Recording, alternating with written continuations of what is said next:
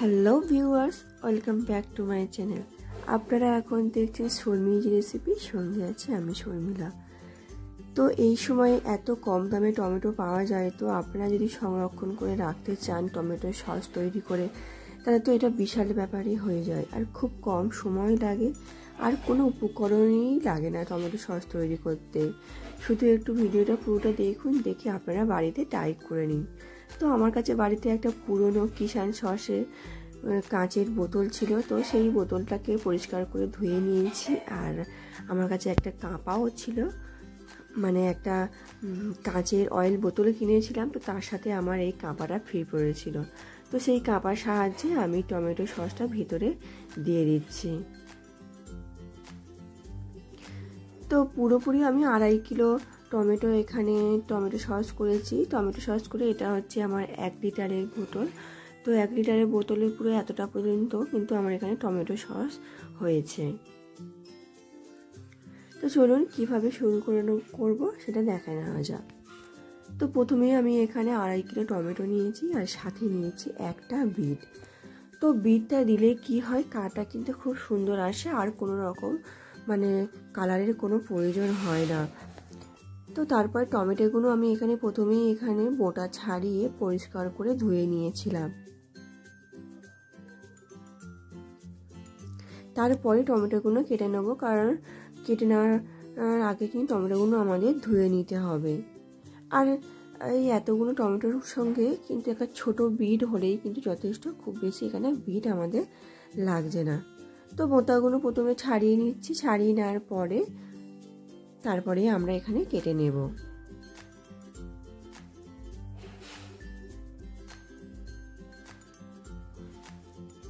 Tomato sauce শুধুমাত্র আমরা কিন্তু স্পাইসি খাবারে নয়, তো আমরা যে কোনো তরকারিতেও কিন্তু আমরা ব্যবহার করতে পারি যখন আমাদের কাছে টমেটো না থাকে। তো তখনও কিন্তু টেস্টটা কিন্তু ভালোই আসে। তো সেই জন্য আমরা সারা বছরের জন্য টমেটো সংরক্ষণ করে এইভাবেই রাখতে পারি টমেটো সস তৈরি করে।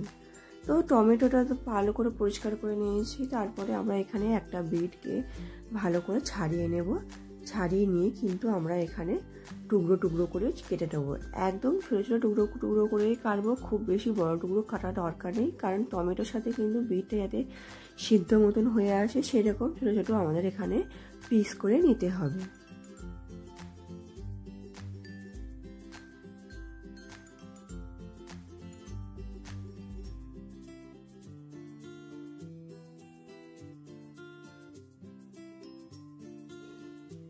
তো অনেকে কাশ্মীরি লঙ্কার গুঁড়ো দিয়েও কিন্তু কালারটা সুন্দর করে, আর বিট দিলেও কিন্তু কালারটা সুন্দর আসে। তো আমরা এখানে দুটোই দেবো, কোনো রকম কোনো ফুড কালার কিন্তু এখানে ব্যবহার করব না।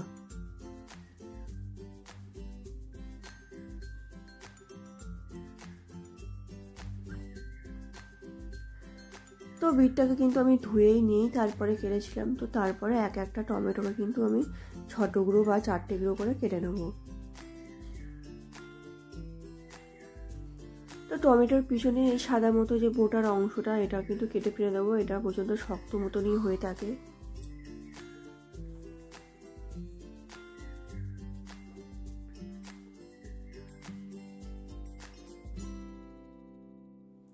ছোট টুকরো করলেই ভালো হবে, কারণ এটা খুব তাড়াতাড়ি কিন্তু টমেটোটা যাতে সিদ্ধ হয়ে আসে, সেই জন্যই আমরা এখানে যত পারবো সরুভাবে কাটলেই কিন্তু ভালো। তো এক একটা টমেটোকে আমি এখানে 6 টুকরো করেই কিন্তু এখানে আমি কেটে নিয়েছি।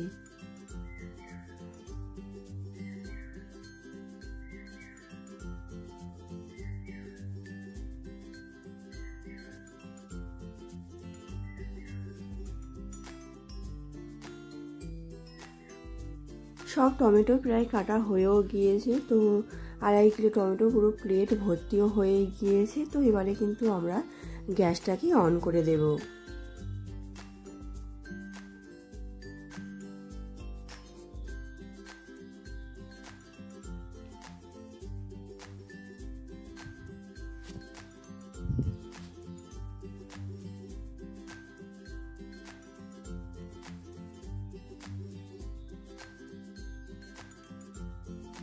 তো কড়াইতে কিছুই দিইনি, পুরোপুরি খালি কড়াইতে কিন্তু টমেটো আর বিটটাকে দিয়ে দেব।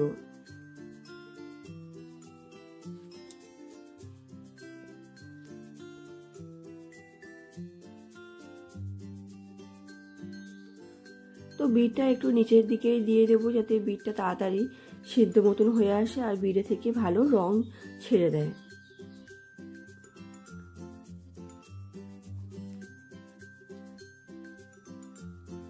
তো হাই ফ্লেমে রেখেছি, দিয়ে টমেটোগুলো দেওয়ার পর এবার কিন্তু এটাকে ঢাকা দিয়ে দেব যাতে তাড়াতাড়ি টমেটোগুলো নরম হয়ে আসতে পারে।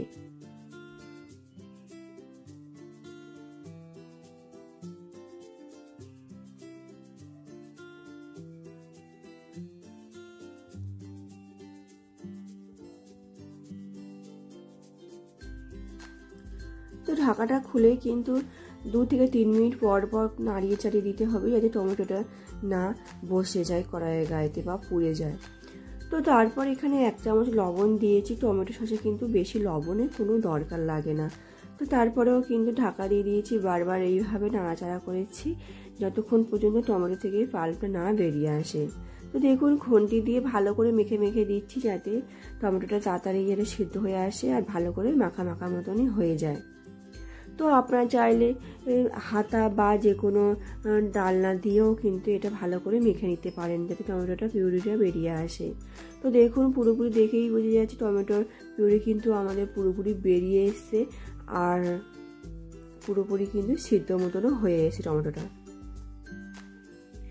এবারে গ্যাসটাকে কিন্তু অফ করে দেব আমরা, দিয়ে একটা বড় পাত্র নিয়ে নেব যার মধ্যে টমেটোর পাল্পটা আমরা বের করব। তো তারপর আমরা ওই বাটির উপরে একটা ছাঁকনি টাইপেরই দিয়েছি, তার উপরে কিন্তু 2 থেকে 3 চামচ করে টমেটো দেব। তারপরে টমেটো পাল্পটা কিন্তু এইভাবে নাড়িয়ে চাড়িয়ে পাল্পটা বের করে নেব। তো 2 রকম পদ্ধতিতেই দেখাবো কিভাবে টমেটোর পাল্পটা বের করতে হয়। তো এইভাবে ছাঁকনি দিয়ে বের করলেও কিন্তু খুব ভালো বের হবে, টাইমটা কিন্তু একটু বেশি লাগে আমাদের। তো দেখুন এই অবশিষ্ট অংশগুলো কিন্তু আমি ফেলে দিয়েছি আর ঠিক এইভাবেই কিন্তু আমরা টমেটোর পাল্পটা বের করে নিতে পারি। তো কালারটা কত সুন্দর এসছে আপনারা দেখলেই কিন্তু বুঝতে পারবেন। তো আরেকটা পদ্ধতিতে দেখাচ্ছি, ছোট মশারি বা নেট যেটা দিয়ে টমেটোর দানাগুলো বের হবে না সেই রকম টাইপের নেট দিয়ে কিন্তু আপনারা এইভাবে টমেটোর পাল্প বের করে নিতে পারেন।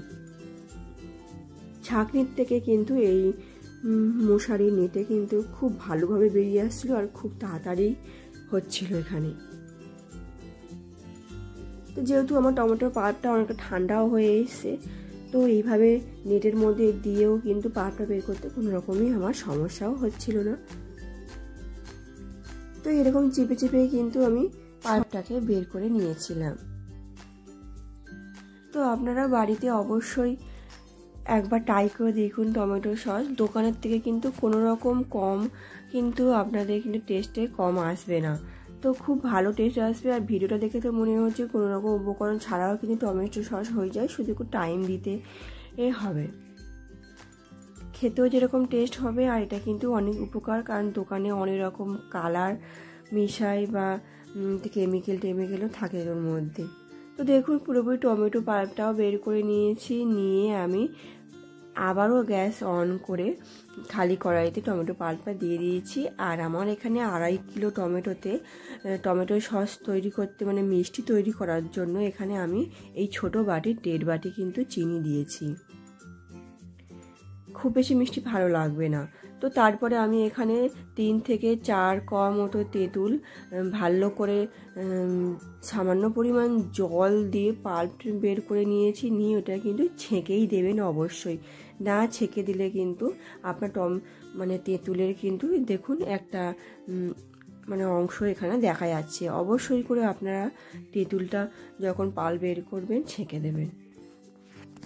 তো আমরা চিনি আর তেঁতুল তো দিয়েই দিলাম, আর স্বাদ মতো 1 চামচ লবণ তো আগে দিয়েও দিয়েছিলাম। আর কিন্তু আমাদের এখানে কোনো রকম কোনো উপকরণ লাগছে না, শুধুমাত্র একটাই উপকরণ লাগবে, সেটা আমরা কিছুক্ষণ পরে দেব। তো এইভাবে আমরা কন্টিনিউ নাড়াতেই থাকবো যাতে না বসে যায় বা পুড়েও যায়। তো হাই হিটেই দিয়েছি গ্যাসটাকে, তাড়াতাড়ি হয়, কারণ অনেকটা জল আছে টমেটো সসের মধ্যে। এই জলটা কিন্তু যাতে পুরোপুরি উড়ে যায় ততক্ষণ পর্যন্ত কিন্তু আমরা এটাকে নাড়াতেই থাকবো। তো সুন্দর কালার করার জন্য আপনারা এখানে কাশ্মীরি লঙ্কার গুঁড়ো দিতে পারেন। নাও দিতে পারেন, কারণ আমার যেহেতু বিট দিয়েছি তাও কিন্তু সুন্দর কালার এসেছিল। তো আমার কাছে যেহেতু কাশ্মীরি লঙ্কাটা ছিল, তো কাশ্মীরি লঙ্কার গুঁড়ো কিন্তু এখানে দিয়ে দিয়েছি।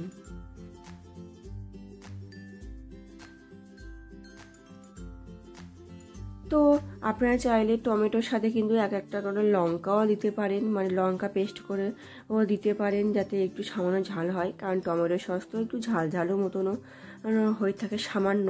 তো সেটা দিতে গেলে কিন্তু একটা লঙ্কা দিলেই কিন্তু যথেষ্ট তার জন্যই।